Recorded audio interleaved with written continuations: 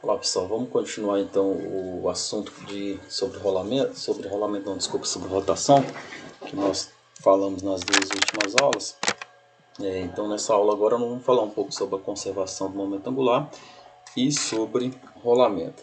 Mas antes de começarmos a falar sobre isso, vamos relembrar algumas grandezas que nós já descrevemos, que é as variáveis rotacionais, né, como o deslocamento angular, quem lembra lá é o delta θ, né, que é um θ num tempo posterior menos o θ num tempo inicial, né?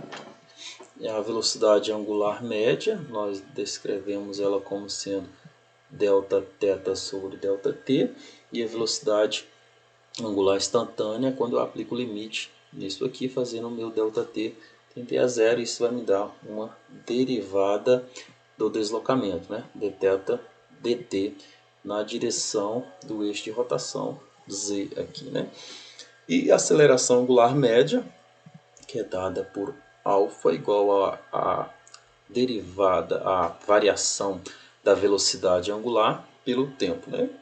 E se eu quero uma aceleração angular instantânea, eu faço a mesma coisa que eu fiz na velocidade, aplico um limite aqui, fazendo esse ΔT tender a zero, então eu vou ter uma derivada da velocidade angular pelo tempo, né? Então, aceleração angular instantânea é dω dt, né?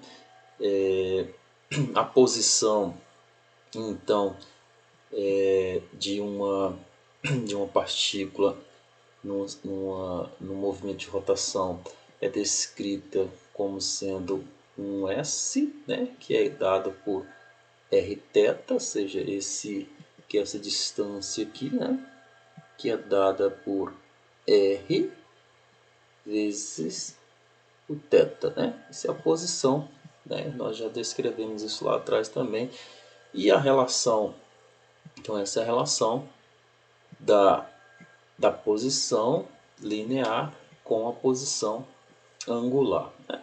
A velocidade, mesma coisa, nós relacionamos a velocidade linear de translação com a velocidade aí de rotação, né? Que vai dar exatamente V igual a ômega vetor R, né? Ou seja, velocidade angular vetor R. A aceleração é a mesma coisa. A aceleração vai me dar, tenho duas componentes, né? Uma componente tangencial e uma componente normal, né?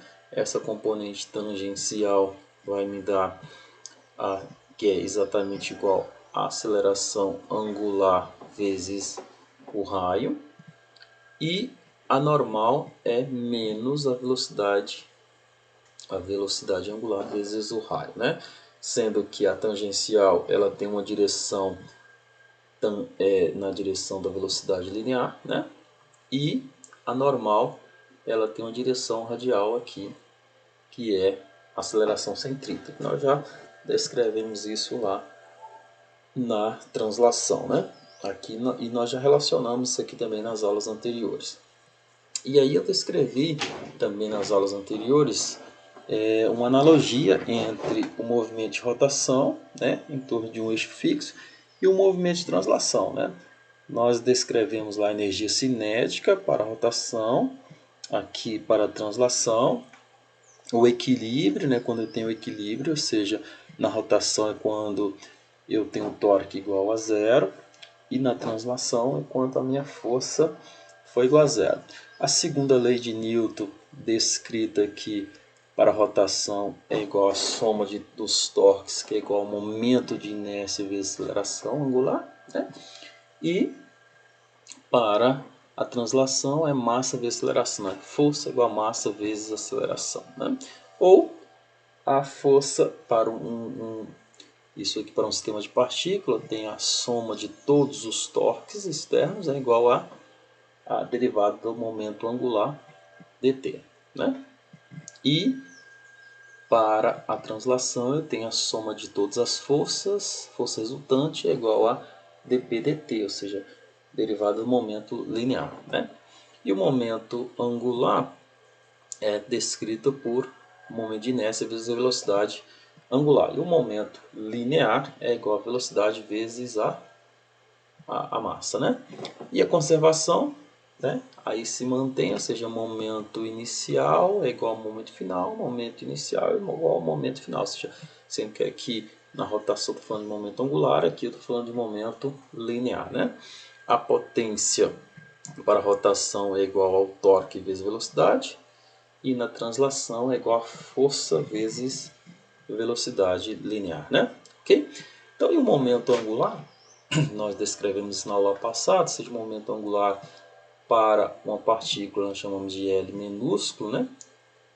E de momento angular dessa partícula para um momento linear, relacionado com o momento linear, isso é igual a L, que é igual a R vetor P, né? Ou seja, esse momento aqui, né? No desenho aqui, ó, na direção Z, é igual a R vetor P, né? R vetor P, ou seja, essa distância aqui vezes o momento linear. Derivando isso aqui, eu tenho, derivando pelo tempo, eu tenho que dl dt é igual a derivada de r vetor p dt. Fazendo essa derivada, eu vou chegar exatamente na relação r vetor f, né? Ou seja, raio ou distância aqui, né, ao ponto de rotação, vezes a força aplicada, né? Isso é igual a torque, que nós já definimos lá atrás, né? Nós já definimos isso lá atrás. Ou seja, então, a derivada do momento de uma partícula pelo tempo, isso é igual a torque, né? Para um sistema de partícula, eu vou ter que o torque total externo, né, é igual a dl dt. dl dt, né? Ou seja, a derivada do momento total pelo tempo, né?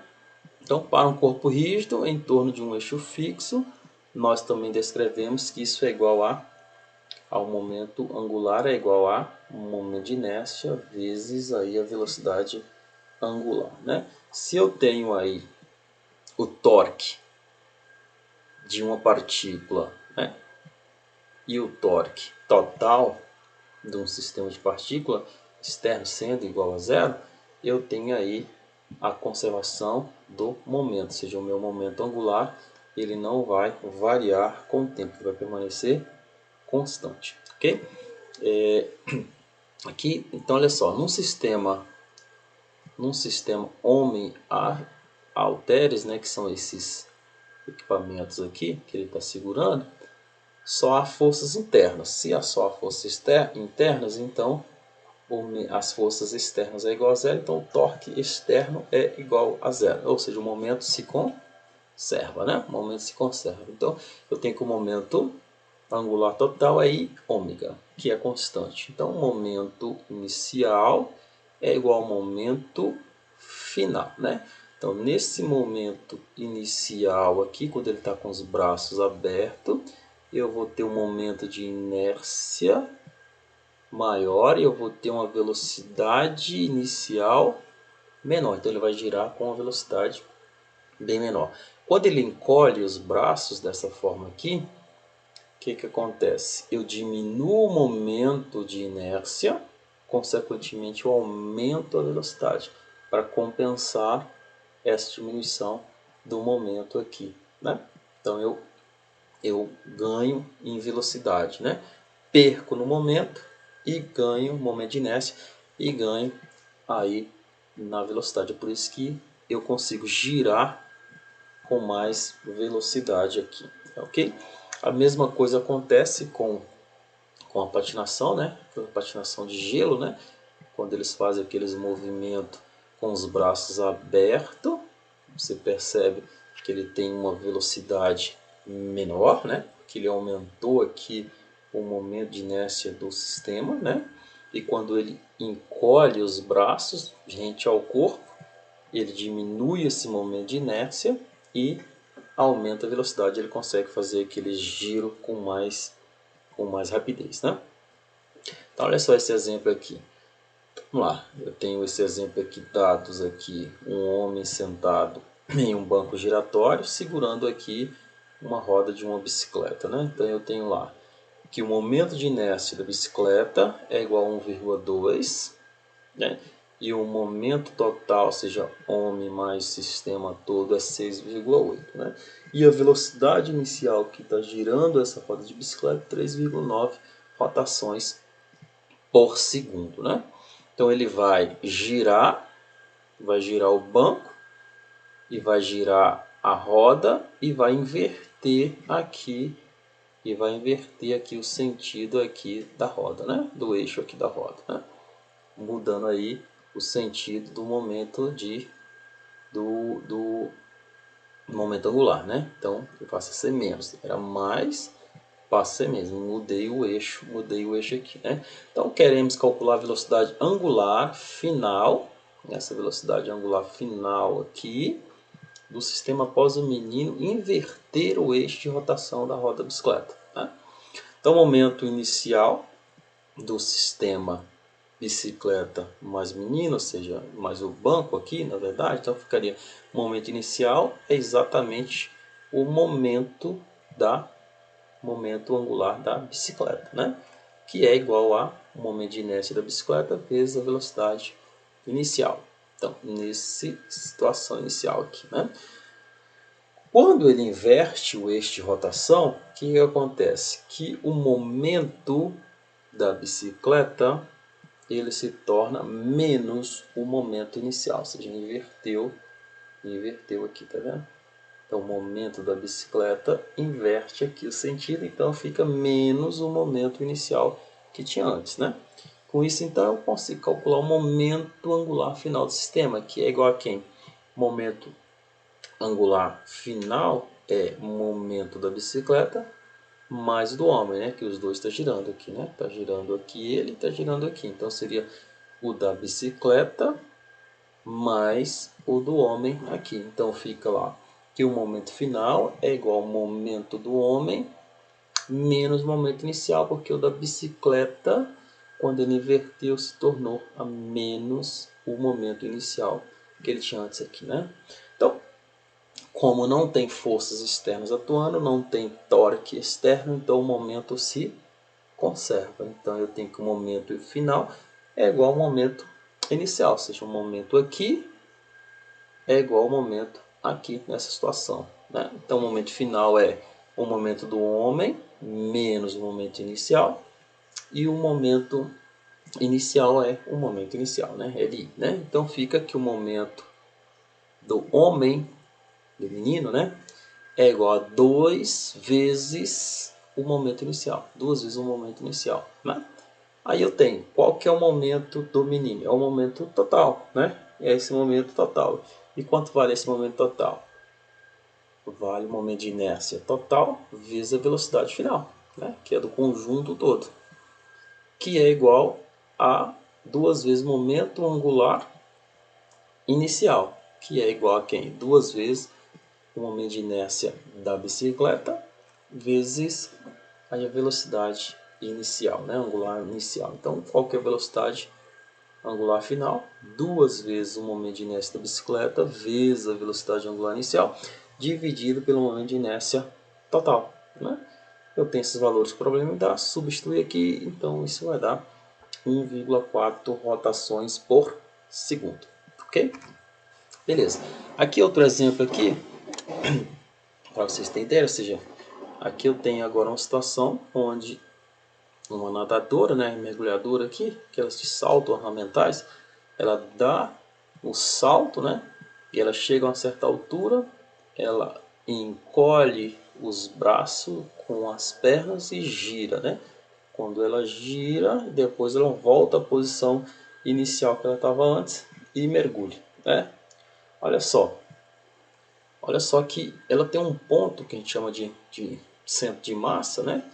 Que vai fazer exatamente o movimento parabólico, tá vendo? Observa a figura. Vai fazendo um movimento aqui parabólico, né? Então, nesse caso, mesma situação, ou seja, eu não tenho torque externo, não tenho força externa atuando no sistema, então eu não tenho torque externo. Então, o momento, novamente, se conserva, né? Vai se conservar aqui novamente, né? Ou seja, então nenhum torque externo atua sobre ela, né, em relação ao eixo, que passa por este ponto aqui, que é o ponto do centro de massa, né? Em relação a esse centro de massa aqui. Então eu tenho que dl dt é igual à soma de R vetor F, ou seja, isso aqui é o tórico, né? Isso é tórico, né? Ou seja, atua, qual força que atua aqui? O centro de massa, né? O centro de massa. No centro de massa, que é a força peso, né? mg. Quando eu substituir aqui, mas eu não tenho forças nenhuma externa atuando, né? Em relação ao centro de massa. Então isso dá zero, o torque é zero, né? Ou seja, toda essa soma aqui dá zero. Isso vai dar zero. Ou seja, neste caso, então, o momento L da nadadora se conserva, ou seja, permanece constante durante todo o salto, né? Desde o início até o final, né? E quando ela junta os braços aqui, ó, nessa situação e nessa aqui, junta os braços com as pernas, ela ganha velocidade angular, né? Exatamente como acontece com a patinadora que a gente viu lá atrás. Então ela ganha velocidade angular, né? E reduz o momento de inércia dela. Quando ela abre os braços novamente, quando ela volta para essa posição, aí muda novamente, ou seja, aí ela perde velocidade e ganha aí aumento do momento de inércia, né? Ok? Então são dois exemplos que você vê fisicamente acontecendo as mesmas coisas, né? Mas nós já falamos disso lá atrás, acho que na primeira aula sobre rotação, que o tipo mais geral de movimento de um corpo rígido é uma combinação de movimentos, né? De translação e de rotação. Então, na verdade, você tem a junção desses dois movimentos. Quando você tem a junção desses dois movimentos, nós temos uma situação que nós chamamos de rolamento, sem deslizamento, né? Ou seja, aqui o deslocamento de um centro de massa e a rotação, eles estão vinculados, ou seja, translação e rotação estão vinculados. Então, considerando aqui um aro, né, esse aro mais escuro aqui, de raio errão, rolando sem deslizar em uma superfície plana horizontal.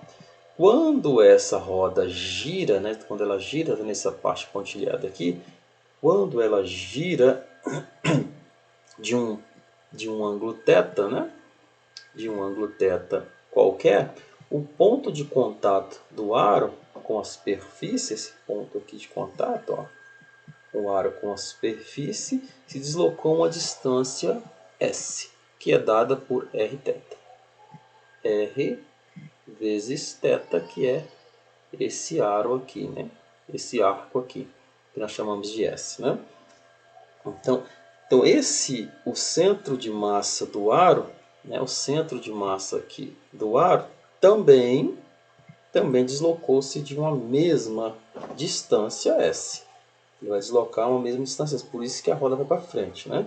Portanto, a velocidade de deslocamento do centro de massa do aro tem esta forma aqui, ou seja, velocidade do centro de massa é igual a ds dt, ou seja, do mesmo tanto que ele ganha girando, ele ganha transladando aqui. Então, fica a velocidade do centro de massa é igual a ds dt, onde s é Rθ. Então, R é constante, sai da derivada, fica então que velocidade do centro de massa é R dθ dt, onde dθ dt é velocidade angular. Então, velocidade do centro de massa é igual a R vezes velocidade angular, né? Nós já vimos isso na aula anterior também, né? Então, vamos analisar esse comportamento desse movimento que nós estamos chamando de rolamento sem deslizamento, que na verdade é uma função de dois movimentos aí, de translação e de rotação. Então o que acontece aqui no movimento de translação? Então um movimento puramente translacional, todos os pontos, observa só, todos os pontos da roda movem-se para a direita com a mesma velocidade, que é a velocidade do centro de massa, né? Que é a velocidade do centro de massa, que é exatamente aquela velocidade lá, essa aqui que nós determinamos aqui, ó, R ômega, né? R ômega. Então é o movimento de translação mais o movimento de rotação, ou seja, e o que acontece aqui no movimento puramente rotacional? Então, no movimento puramente rotacional, todos os pontos da roda movem-se com a mesma velocidade angular, ou seja, só que a parte de cima está movimentando com velocidade para a direita, né? Que é V, que é a velocidade do centro de massa, né? Mesmo aqui de trás, e no ponto embaixo com a velocidade menos V, né? Menos a velocidade do centro de massa, que é menos ômega R. Ou seja, eles têm direções contrárias, né? E no centro dela é exatamente igual a zero, ou seja, não move, né? Ou seja, o centro dela não move. Se movesse, você teria um movimento de translação aqui, né? Então, mas quando você junta esse movimento puramente rotacional mais o movimento puramente translacional, você tem o que nós chamamos de rolamento, ou seja, o que acontece vetorialmente? Olha só, o ponto de cima aqui das duas situações, ó. Aqui na translação eu tenho um movimento de centro de massa para a direita. Aqui na rotação eu também tenho um movimento de centro de massa, a velocidade de centro de massa para a direita. Quando eu somo isso vetorialmente, isso vai dar duas vezes a velocidade de centro de massa, né? Então eu tenho esse ponto aqui no rolamento com a velocidade dobrada, tá vendo? Em relação a esses dois movimentos aqui. Então eu tenho duas vezes a velocidade de centro de massa. Quando eu vou para o centro dele, olha só, eu tenho a velocidade de centro de massa aqui, a translação, aqui no centro é igual a zero. Quando eu somo, vai dar exatamente a velocidade de centro de massa. Então ela permanece a velocidade de centro de massa, né? Por isso que ele translada, né? E aqui no ponto de baixo, quando eu somo aqui, ó, isso dá zero, né? Que são dois vetores em módulos iguais em direções contrárias. Então, quando eu somo isso dá zero. Então, a velocidade neste ponto aqui embaixo é igual a zero. É por isso que quando você está andando no carro, o carro gira e ele vai sempre para frente, né? Ou seja, quando o ponto de baixo vai ser igual a zero, porque se embaixo tivesse velocidade também, ele ficaria patinando, que acontece quando você atola o carro, por exemplo, num lamaçal, ele fica girando ali, né? Porque aí você vai ter velocidade aqui e aqui exatamente igual. Então aí você não consegue sair do lugar, né? Então neste caso aqui, ó, do rolamento sem deslizamento, você consegue sair porque embaixo não tem velocidade e em cima você tem uma velocidade dobrada, né? Você tem uma velocidade dobrada, né? Ou seja, o ponto de contato está sempre em repouso, né? É por isso que você dá sempre aquele impulso e consegue ir para frente, né? Então isso aí é o que nós chamamos de rolamento, né? Ou seja, que é na verdade a junção desses dois movimentos que nós estamos estudando aqui, né? Que nós já estudamos translação e de rotação que nós estamos estudando agora, né? Ok, então novamente aqui, ó, voltando aqui, então seja o movimento visto como agora uma rotação pura. Vamos olhar para esse movimento de rolamento como uma rotação pura, ou seja, o rolamento, né, como a gente falou aqui, ele pode ser entendido como uma rotação pura se observarmos que a cada instante o corpo está girando em torno de um eixo instantâneo, né, que passa pelo ponto de contato entre esses corpos e a superfície que o suporta, né, que é esse ponto aqui embaixo. Então esse eixo é perpendicular à direção do movimento. Então olha só, se isso aqui está velocidade zero, observa aqui todos os pontos, ó, ele vai estar girando em torno de um eixo, né, em torno de um eixo fixo aqui, né, que na verdade é onde há o contato aqui com o chão, né? Então a velocidade do centro da roda é a velocidade sem de massa, que nós já viu isso lá atrás, né? E a velocidade do topo da roda é o dobro da velocidade do centro de massa, né?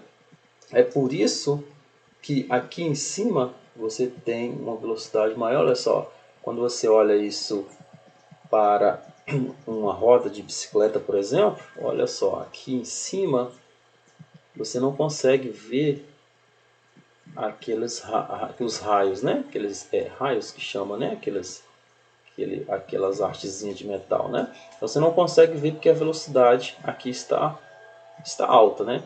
Já aqui embaixo você já consegue visualizar esses raios, né? Porque a velocidade é nula, né? A velocidade é nula, então você consegue ver ele aqui embaixo, mas na parte de cima você não consegue visualizar, né? Ou seja, olha só, essa figura aqui, então, da esquerda, né, que é essa daqui, o rolamento sem deslizamento pode ser descrito como uma rotação pura, né? Então, o rolamento ele pode ser descrito como uma rotação pura com a mesma velocidade angular ômega em torno de um eixo fixo, né? De um eixo fixo, né? Que sempre passa pelo ponto P, que é esse ponto aqui de contato, né? Então, eixo instantâneo de rotação, certo? Então, nós vimos isso aqui, ou seja, essa velocidade aqui, então, vai ser o dobro da velocidade do centro aqui, né? Do centro de massa. Então, né? E nessa figura aqui, como eu disse para vocês, os raios aqui de cima, eles estão menos nítidos que os de baixo, porque a velocidade aqui de cima é mais alta do que a velocidade aqui de baixo, né? Ok? Agora, vamos calcular agora a energia cinética de rolamento, ou seja, encarando aí o rolamento sem deslizamento, né, como uma rotação pura em torno de um instantâneo. Então eu tenho que a energia cinética é meio de P, né, momento de inércia no ponto P, vezes a velocidade angular ao quadrado, né? Só que quem que é esse momento aí, onde esse IP aqui é o momento de inércia do corpo em relação ao eixo mencionado, né? Ou seja, ao eixo de rotação, ao eixo mencionado. Então observe que esse movimento, como consiste apenas de rotação, né? Então, mas se levarmos em conta o teorema dos eixos paralelos, que a gente já viu isso na aula anterior, eu tenho que esse momento de inércia aqui, IP, é igual ao momento de inércia do centro de massa, mais mr ao quadrado, né? mr ao quadrado, isso aqui já deduzimos lá através do teorema dos eixos paralelos, né? Então, eu tenho que a minha energia cinética é igual a meio de momento de inércia do centro de massa vezes velocidade angular ao quadrado, mais meio de mr ao quadrado ômega ao quadrado, né? Que vai dar aqui exatamente isso daqui, R ômega é a velocidade do centro de massa, né? Que nós vimos aqui atrás.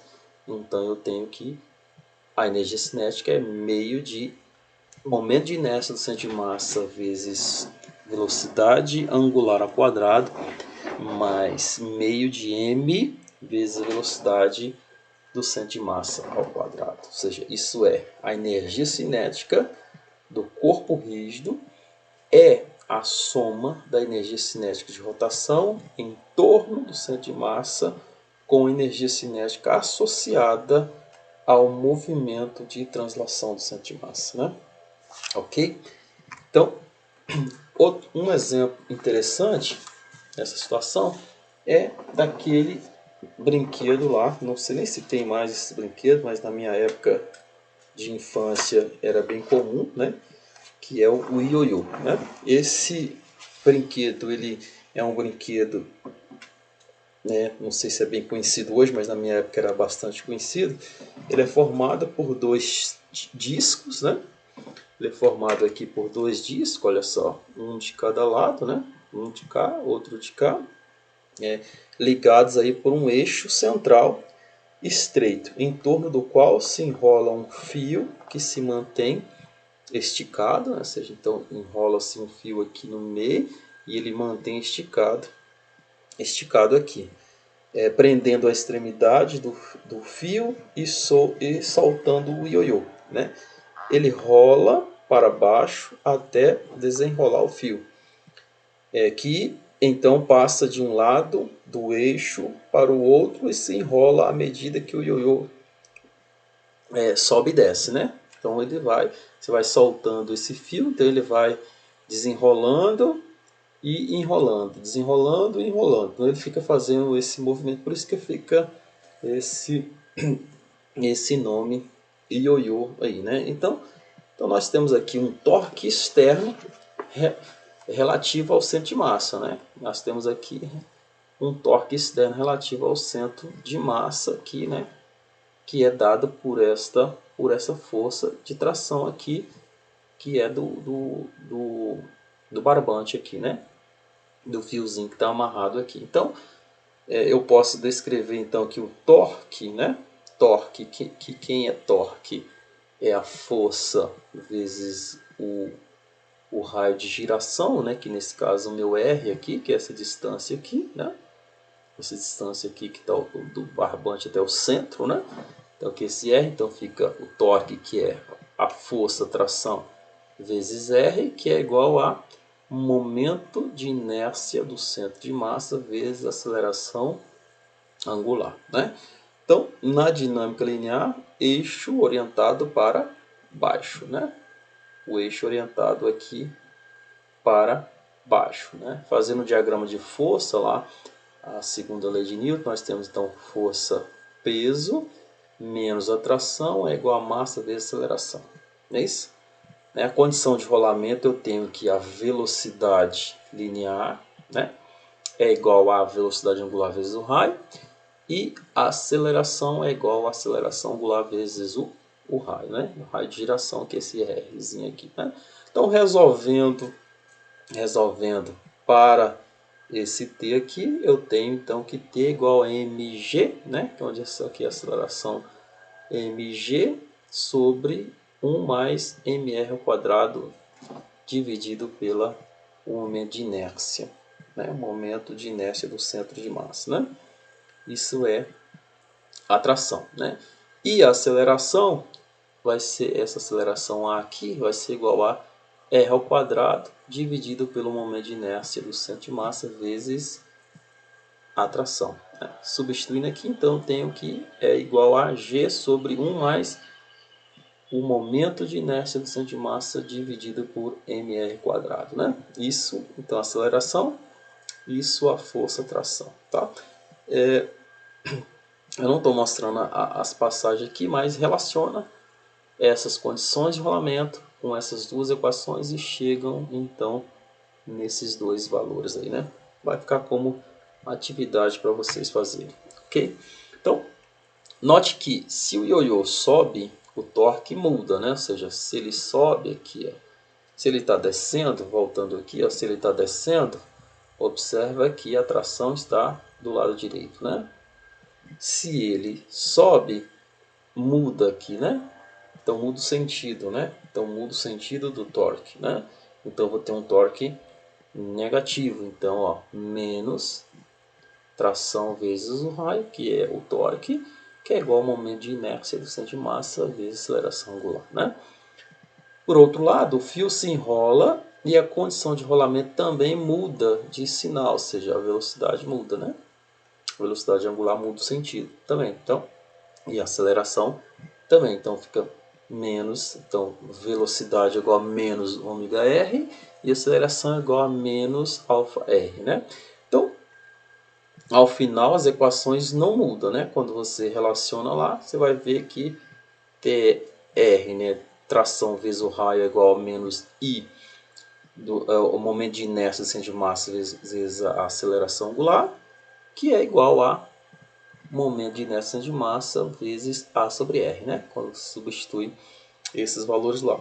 E a equação fica M vezes A igual a mg menos a tração, né? Relacionando novamente as condições de rolamento aqui, de rotação, com as equações, eu chego então que a tração é igual a mg sobre 1 mais mr quadrado sobre o momento de inércia, né, do centro de massa. E a aceleração é igual a r quadrado sobre momento de inércia do centro de massa vezes a tração, que é igual a g sobre 1 mais momento de inércia do centro de massa dividido por mr quadrado. Observou que não mudou, né? Nem a força de tração e nem a aceleração, né? Permaneceu exatamente a mesma, né? Permaneceu igual na descida e na subida, né? Não mudou. Ok? Então, podemos ainda resolver esse mesmo problema usando a conservação da energia, né? Eu posso usar a conservação da energia, seja energia cinética e mecânica inicial é igual, né? Num determinado ponto é igual a energia mecânica em um outro determinado ponto, né? Ou seja, então, neste ponto aqui eu tenho que a energia cinética, a energia mecânica é igual a meio de mv do centro de massa ao quadrado mais meio do momento de inércia de massa vezes momento velocidade angular ao quadrado, né? Que é a energia que nós determinamos lá atrás de rolamento, lembra? Isso é igual a energia mecânica, que é a energia puramente na posição aqui, que é a energia potencial, né? Que é mg vezes a altura z, né? Vezes esse deslocamento, tanto na subida quanto na descida, né? Seja no ponto mais baixo, no ponto mais alto, né? Z, seja, então a condição de rolamento, eu tenho que a velocidade, essa velocidade do centro de massa é ômega-r, né? Substituindo aqui, eu vou, né, pegando aqui essa equação e essa equação e fazendo o isolamento aí, fazendo a álgebra devida, eu tenho que a velocidade do centro de massa é igual a mais ou menos raiz quadrada de 2gz dividido por 1 mais o momento de inércia do centro de massa dividido por mr quadrado, né, que vai dar igual a mais ou menos raiz quadrada de 2az, né? Mais ou menos 2az, né? Também, mais uma vez, estou deixando para vocês resolverem aí, né? Chegarem nesses resultados aí, né? E observa que eu tenho sinal mais e menos, ou seja, sinal mais para descida e sinal menos para a subida, né? A equação de Torricelli com aceleração constante é dada por esta relação que nós já definimos lá atrás, tá? Estou deixando para vocês analisarem isso com mais calma na hora que vocês estiverem estudando. Se vocês tiverem dúvida, pegue o livro do Moisés, que lá ele descreve bem esse exemplo, tá? O rolamento agora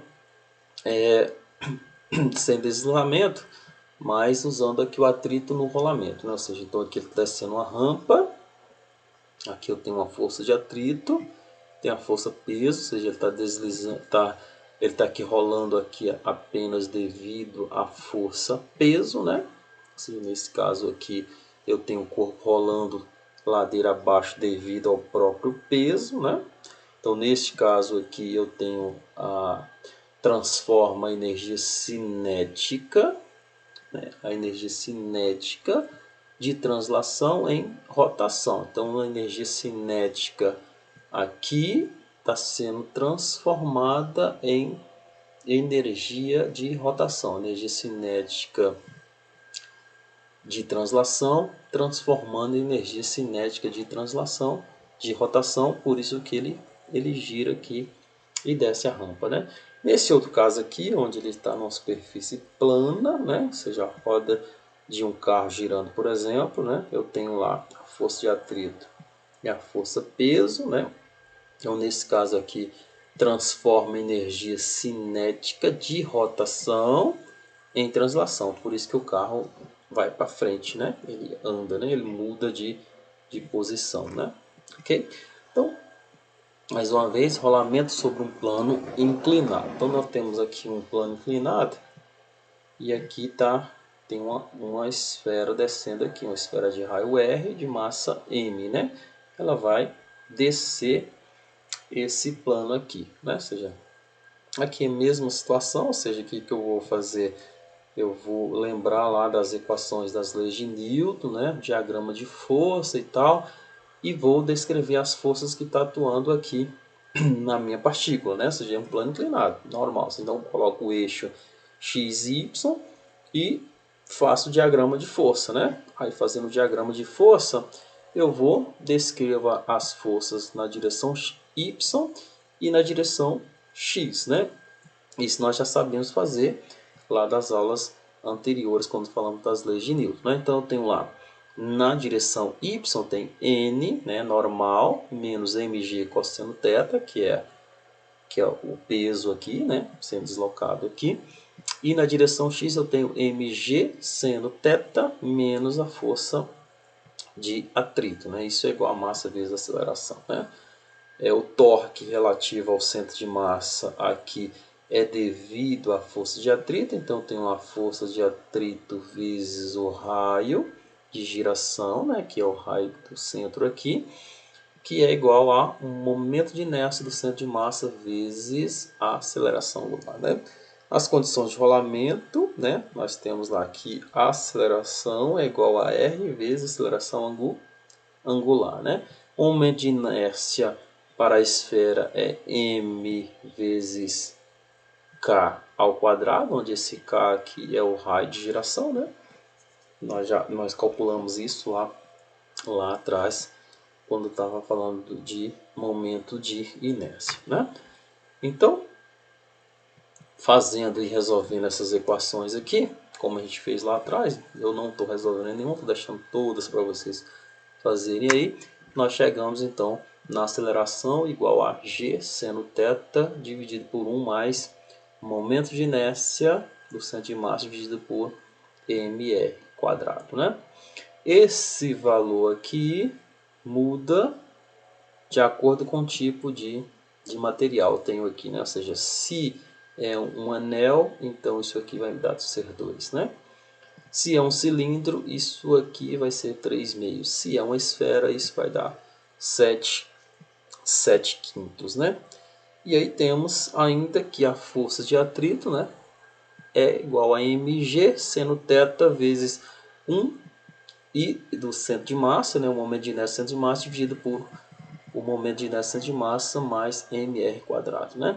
Isso tem que ser menor ou igual a força de atrito, seja μ é estático vezes normal, né, para que não haja deslizamento, que isso é igual a μe vezes mg cosseno θ, que o normal aqui é mg cosseno θ, né?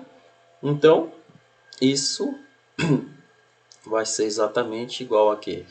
A tangente deste ângulo θ aqui, né? Ou seja, a tangente desse ângulo θ tem que ser menor que μe vezes I do centro de massa mais mr quadrado sobre o momento de inércia do centro de massa, né? Que isso é igual a uma tangente de θ máximo, né? Tangente de θ máximo, assim, limiar de acontecer o deslizamento, né? Ou seja, acontecer o rolamento aí, né? O ângulo máximo, ou seja, esse θr aqui é o que eu chamo de ângulo máximo, ou seja, o limiar para que haja rolamento sem deslizar, né? Sem esse corpo aqui, essa esfera deslizar, mas ele rolar e não deslizar, né? Então, isso aqui é um problema muito parecido com o que a gente resolveu lá nas equações de Newton, né? O que muda aqui agora é que nós temos as relações aqui com a aceleração e o momento de inércia, né?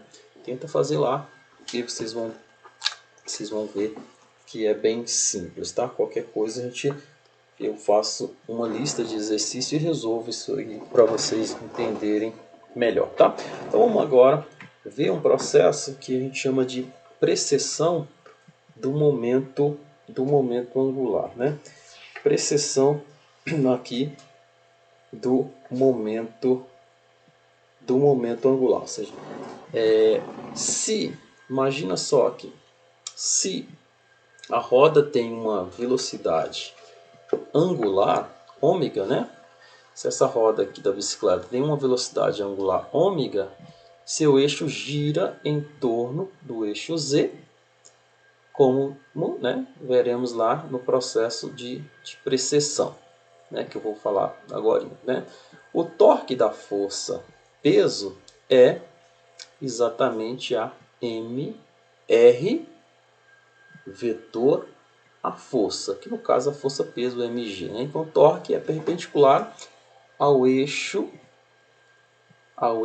o torque aqui é perpendicular ao eixo que está girando aqui, né? Então ó, torque é perpendicular a esse eixo aqui, né?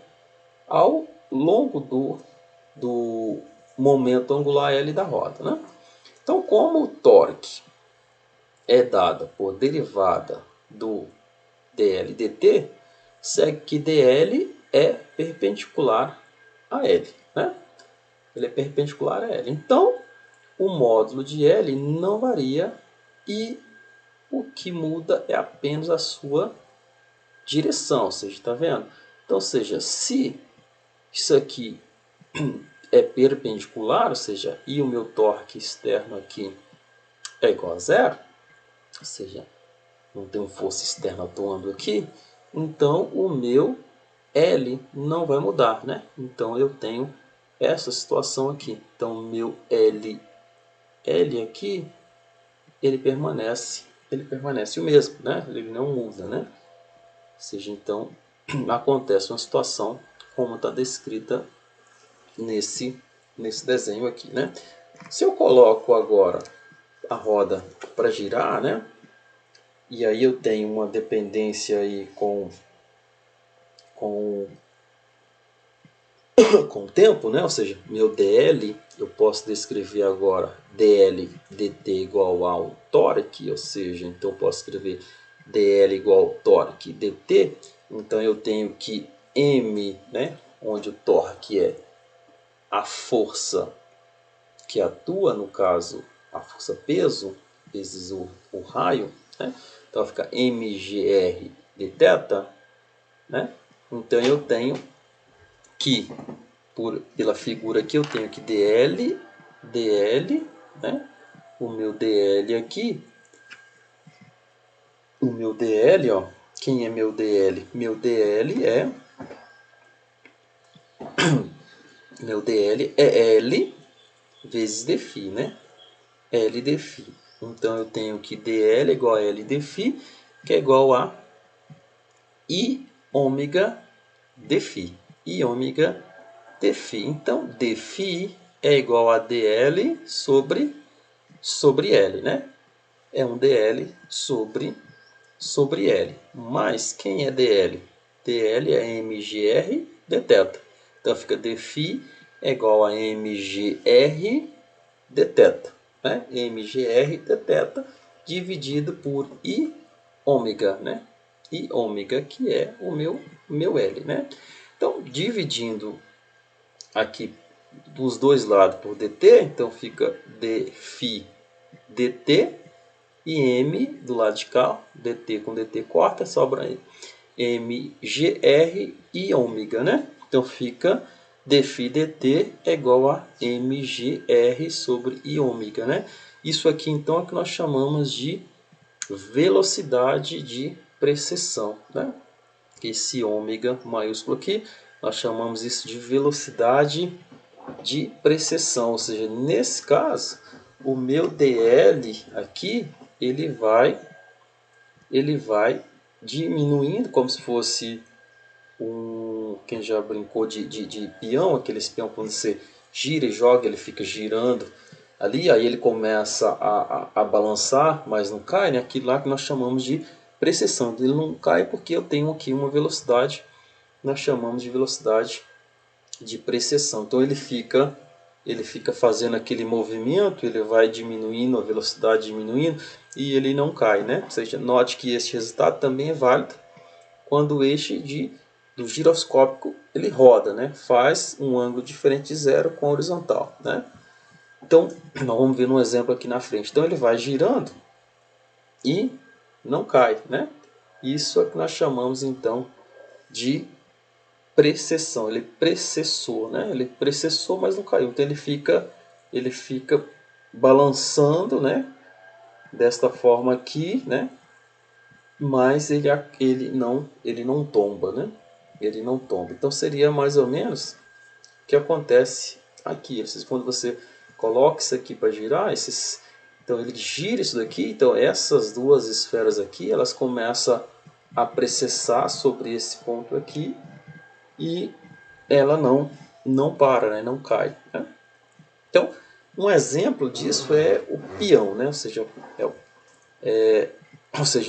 observa só um peão, o módulo do torque da força, peso dele vai ser igual, ou seja, vai ser igual a mg R seno θ, né? Ou seja, ele está com um ângulo θ qualquer aqui, né? A lei fundamental da dinâmica das rotações, que nós já vimos lá atrás, diz para nós que a variação do momento angular é igual a torque vezes o tempo, né? Torque vezes o tempo. Então, quem é o torque? mgr seno θ. Então, o ΔL vai ser mgr seno θ dt, né? Então, da figura aqui, ó, da figura aqui, nós temos que o ΔL, quem é meu ΔL? Esse vetor ΔL é L, o vetor L seno θ dφ, né? L seno θ dφ, ou seja, quem que é L? E ômega seno θ ΔΦ, né? Ou seja, esse ΔL é igual a esse ΔL aqui, né? Então, eu tenho que mg R seno θ de θ é igual a I ômega seno θ dφ, né? Ou seja, ó, o cosseno de θ com cosseno de θ vai embora, divide tudo por ΔT, e aí eu tenho então que dφ dt é igual a mgr sobre I ômega, né? O mesmo resultado que a gente chegou aqui, né? mgr sobre I ômega, né? Ou seja, a mesma situação, né? Ou seja, o centro de massa do peão executa o movimento circular com uma aceleração centrípeta exatamente igual a ômega ao quadrado r seno θ, né? Então, a força de atrito aqui do peão, né? Essa força de atrito que aparece aqui, ó, em vermelho, né, do peão, é a responsável por essa aceleração, ou seja, a força de atrito é igual a m ômega ao quadrado r seno θ, né? E essa força, para que não haja deslizamento, né, ela tem que ser menor, igual a μmg, né? μmg. Ou seja, quando eu substituo isso aqui, né, eu vou ter ó, esse m corta com esse m, sobrou o quê? Que o seno de θ tem que ser menor ou igual a μg sobre ômega ao quadrado vezes r, ou seja, para que a ponta do peão, né, para que a ponta do peão fique fixa e haja apenas movimento de rotação, eu tenho que ter um ângulo com essas magnitudes aqui, né? Esse é um exemplo interessante também, que vocês encontram resolvido com bastante detalhe lá no livro do Moisés, tá? Ok, gente? Então é isso. Vamos parar por aqui nessa aula, né? Aqui nós encerramos então essa parte sobre o rolamento, tá? Então na próxima aula falaremos de outros assuntos. Então, bom estudo e até a próxima aula, pessoal.